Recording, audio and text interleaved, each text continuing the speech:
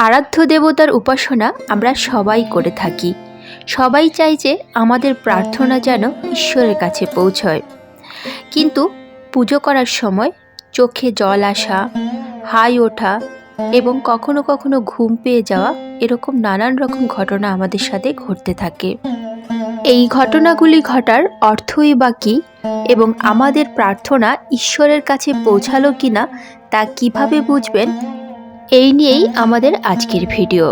আশা করব মনোযোগ সহকারে ভিডিওটি শেষ পর্যন্ত দেখবেন। নমস্কার, কৃষ্ণকথাতে আপনাদের সবাইকে স্বাগত। চলুন তাহলে দেরি না করে শুরু করা যাক আজকের এই ভিডিও। হিন্দু ধর্মে বিভিন্ন দেবদেবীর উল্লেখ রয়েছে। শিব, কৃষ্ণ, গণেশ, দুর্গা, কালী, লক্ষ্মী, সরস্বতী সহ ৩৩ কোটি দেবতার কথা পাওয়া যায় সনাতন ধর্মে। তবে সবার আরাধ্য দেবতা আলাদা আলাদা। পুজো করার সময় আমরা সবাই নিজের প্রার্থনা ঈশ্বরের কাছে পৌঁছে দিতে চাই। তবে সবসময় কি আমাদের প্রার্থনা ঈশ্বরের কাছে পৌঁছয়? সবসময় কি তিনি আমাদের পুজো গ্রহণ করেন? ভগবান আমাদের পুজো গ্রহণ করলেন কিনা, তার কাছে আমাদের প্রার্থনা পৌঁছালো কিনা তা বোঝার নির্দিষ্ট উপায় রয়েছে বলে শাস্ত্র জানাচ্ছে। একটু খেয়াল করলে দেখবেন যে পুজোর সময় কিছু কিছু ঘটনা আমাদের সঙ্গে অনেক সময় ঘটে। এই সব ঘটনার কোনোটি শুভ এবং কোনোটি অশুভ ইঙ্গিত বহন করে। জেনে নিন শাস্ত্র অনুসারে পুজোর সময় কোন কোন ঘটনা ঘটলে বুঝবেন যে ঈশ্বর আমাদের প্রার্থনা গ্রহণ করেছেন এবং কোন কোন ঘটনা ঘটলে বুঝবেন যে আমাদের প্রার্থনা ভগবানের কাছে পৌঁছায়নি। আপনার আরাধনা সফল হলো কিনা তা এই ইঙ্গিতগুলির মাধ্যমে বুঝতে পারবেন। পুজোর সময় শুভ ঘটনা।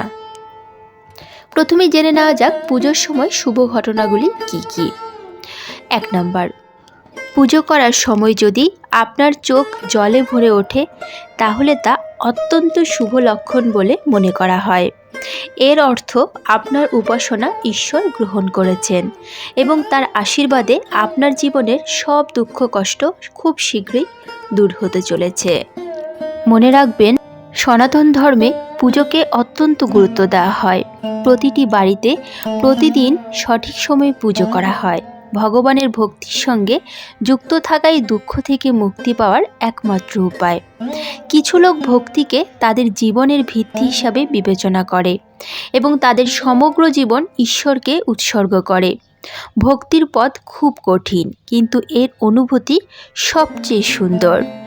যে ব্যক্তির চোখে এই ভক্তির উদয় হয় এবং পুজো করার সময় প্রায়শই চোখে জল আসে, এটি শাস্ত্র অনুযায়ী পরিষ্কার মনের লক্ষণ। এই সময়ে আপনার বোঝা উচিত যে আপনি আপনার মনের মধ্যে বিরাজমান অশুভকে জয় করেছেন। ২ নম্বর, পুজোর সময় প্রদীপের শিখা যদি সোজা জ্বলতে থাকে। পুজোর সময় প্রদীপের শিখা যদি সোজা জ্বলতে থাকে তাহলে বুঝবেন যে ঈশ্বর আপনার উপর তুষ্ট এবং আপনার পুজো তিনি গ্রহণ করেছেন। ৩ নম্বর, পুজোর সময় যদি ঈশ্বরকে নিবেদিত ফুল আপনার কাছে এসে পড়ে তাহলে বুঝবেন ঈশ্বর আপনার পুজো গ্রহণ করেছেন এবং আশীর্বাদ স্বরূপ ওই ফুল আপনাকে দিয়েছেন। এবার চলুন জেনে নেওয়া যাক পুজোর সময় কিছু অশুভ ঘটনা। ১ নম্বর, পুজো চলাকালীন বা পুজো প্রস্তুতি করার সময় যদি হাত পুড়ে যায়। পুজো চলাকালীন বা পুজোর প্রস্তুতি করার সময় যদি কোনোভাবে আপনার হাত পুড়ে যায় তাহলে তা অশুভ হিসেবে মনে করা হয়। প্রদীপ জ্বালাতে গিয়ে, আরতি করতে গিয়ে, ভোগ রাঁধতে গিয়ে বা অন্য কোনোভাবে পুজোর কাজে হাত পুড়ে গেলে বুঝবেন আপনার কোথাও ভুল হয়েছে আর সেই কারণেই আপনার প্রার্থনা ঈশ্বর গ্রহণ করেননি। পুজো চলাকালীন হাই ওঠা। পুজো চলাকালীন যদি বারবার আপনার হাই ওঠে তাহলে একটু সাবধান হবেন। এটি কিন্তু মোটেও শুভ লক্ষণ নয়। পুজোর সময় বারবার হাই উঠলে বুঝতে হবে যে আপনার মধ্যে নেতিবাচক শক্তি রয়েছে আর এই নেতিবাচক শক্তি আপনার প্রার্থনা ঈশ্বরের নিকট পৌঁছানোর পথে বাধা সৃষ্টি করছে। ৩ নম্বর, পুজোর সময় ঘুমিয়ে পড়া। শাস্ত্র অনুসারে ঈশ্বর সর্বদা শুদ্ধ চিত্তে করা উপাসনা গ্রহণ করেন। পুজো করার সময় যদি কোনো ব্যক্তি ঘুমিয়ে পড়েন তার মানে সেই ব্যক্তির মনে দ্বিগুণ চিন্তা ভাবনা সক্রিয় থাকে। তার মনে নানা ধরনের চিন্তা আসছে। আপনি যদি বিঘ্নিত অবস্থায় ঈশ্বরের উপাসনা করেন তবে আপনি ঘুমিয়ে পড়তে শুরু করেন। তাই ঈশ্বরের যখন উপাসনা করবেন সমস্ত চিন্তা থেকে মুক্ত হয়ে তবেই ঈশ্বরের উপাসনা করবেন। তবে ভগবানের উপাসনার পূর্ণ ফল আসে যখন আপনি এটি সঠিক পদ্ধতিতে এবং সম্পূর্ণ নিয়মের সঙ্গে পালন করবেন। আসুন আমরা ভগবানের উপাসনার সঙ্গে যুক্ত 10টি গুরুত্বপূর্ণ নিয়ম জেনে নিই, যা মেনে চললে শীঘ্রই আপনার ইচ্ছা পূর্ণ হবে।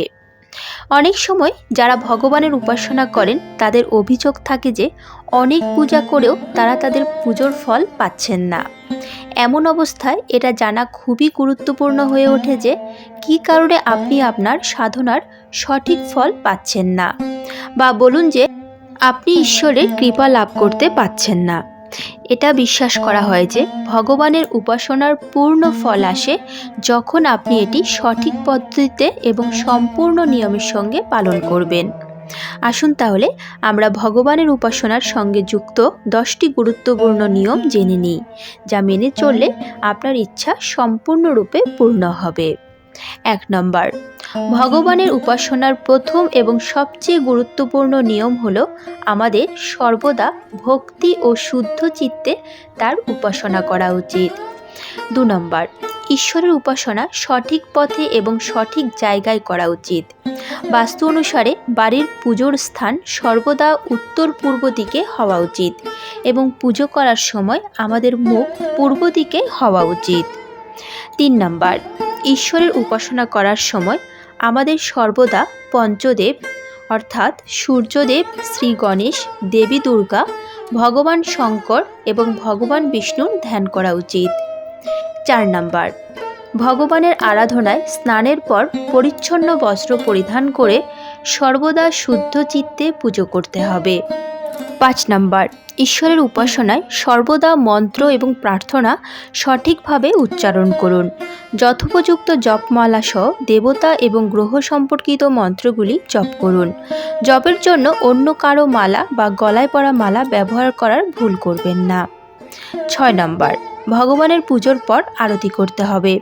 এটা বিশ্বাস করা হয় যে আরতি দুঃখের বিনাশ করতে সাহায্য করে। তাই আপনার আরাধ্য দেবতাদের সকাল ও সন্ধ্যে আরতি করুন।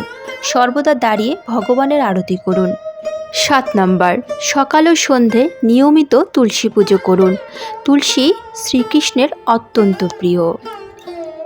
8 নম্বর, প্রতিদিন তুলসীতে জল অর্পণ করার সময় সমস্ত রোগ শোক এবং অসুস্থতা থেকে মুক্তি পাওয়ার জন্য অবশ্যই এই মন্ত্রটি জপ করুন। মহাপ্রসাদ জননী সর্ব সৌভাগ্যবর্ধিনী আধি ব্যাধি হরা নিত্যম তুলসীতম নমস্তুতে। 9 নম্বর, যখন পুজো করবেন তখন খেয়াল রাখতে হবে যে আরাধনার সময় অবশ্যই মন্ত্র উচ্চারণ করা উচিত। কথিত আছে নিয়মিত মন্ত্র জপ করলে উপকার মেলে। একই সঙ্গে মনে রাখতে হবে যে মন্ত্রগুলির উচ্চারণ একেবারেই সঠিক হওয়া উচিত। মন্ত্রগুলির উচ্চারণ সঠিকভাবে করতে পারলেই মন্ত্র জপ করুন, না হলে করবেন না। 10 নম্বর, বিশেষ করে মাথায় রাখা উচিত পুজো করার পর অবশ্যই আসন তুলে রেখে দিন। পুজো করার পর আসন ফেলে রাখবেন না বা পা দিয়েও সরাবেন না, যথাস্থানে রেখে দিন। আজকের মতো ভিডিওটি এখানেই শেষ হলো। আশা করি আপনাদের ভালো লেগেছে। যদি ভালো লেগে থাকে তাহলে অবশ্যই একটি লাইক করবেন। যদি রাধা মাধবের পরম ভক্ত হন তাহলে কমেন্টে রাধা মাধবের জয়গান করতে ভুলবেন না যেন। প্রিয়জনদের সঙ্গে শেয়ার করবেন যাতে তারাও উপকৃত হতে পারে। এ ধরনের বিভিন্ন ধর্মীয় ভিডিও পেতে এবং নিয়মিত গীতাপাঠ শুনতে চ্যানেলটিকে অবশ্যই সাবস্ক্রাইব করবেন। আজ তাহলে এ পর্যন্তই। দেখা হচ্ছে পরবর্তী ভিডিওতে। ভালো থাকবেন, সুস্থ থাকবেন। জয় শ্রীকৃষ্ণ। রাধে রাধে।